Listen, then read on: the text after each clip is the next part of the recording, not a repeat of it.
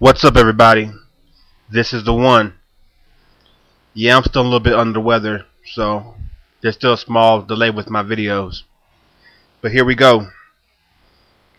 Chapter 3 of Nintendo Hate.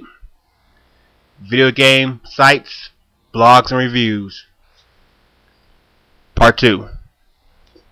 Where we left off last time, I was giving examples of sites that are full-blown Nintendo haters. Kotaku and Game Daily. And yeah, people might say I need to, ease up. It's all in good fun. It's just jokes.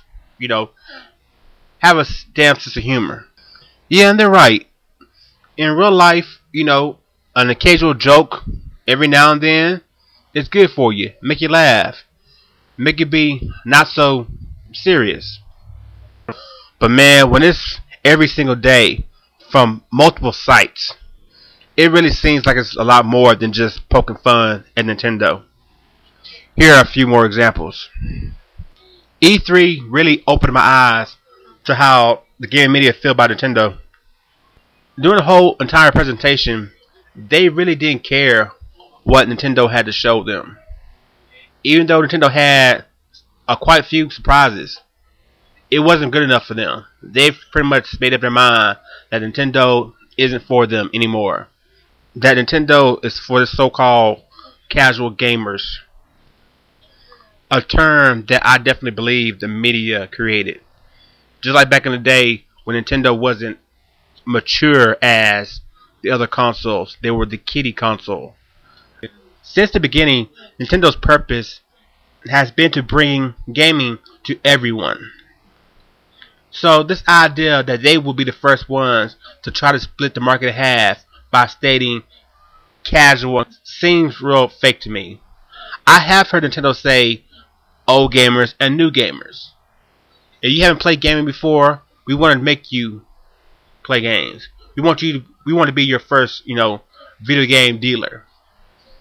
So yeah, this whole casual and core war, I think it's something created by the media. The same way the so-called East Coast and West Coast rivalry was created. It was more media hype to sell magazines, to get hits on websites. Next, the real aftermath of E3. A lot of these same game sites who was crying and pleading to Nintendo to release new versions of some of their famous franchise, aka Mario and Zelda. Well, Nintendo showed off 2 new Mario games. One traditional 2D Mario game and a sequel to 07 Game of the Year, Super Mario Galaxy. All of a sudden, now, it's not good enough. After months of going to a website, hearing about why can't we have a new Zelda? Why can't we have a new Mario game? Well, we finally get it. 2 3D Mario games in one system cycle. And now all of a sudden, it's not good enough. And according to sites like GameRadar, it's actually the downfall of Nintendo. When ever has a Mario game been the downfall of Nintendo? Mario alone, as a name and a franchise, has outsold many of the other great so-called AAA titles. So yeah, Mario could sell anything. I think if you had a piece of shit and put a Mario cap on it, it would sell. Honestly. Next, sites like Kombo, doing their weekly new release update, had a little nice comment with the week comment of June 8th and 9th. After witnessing Sony's motion control and Microsoft's Natal device, the current motion control wasn't good enough for them anymore.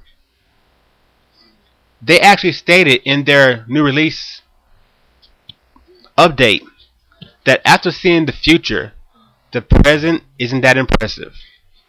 Even though the Wii Motion Plus adds a whole new level of control and precision to the Wii Remote, and it's available right now. You can play several games right now with Wii Motion Plus.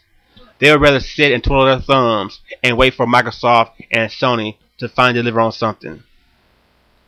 I mean, that's really fucked up. Once again, I go back to the point that they've never done that to any other company. I mean, how about 1 week, let's say, when a great Xbox game is about to come out, they could say, wow, this would be a cool game to play if my Xbox had a red ring.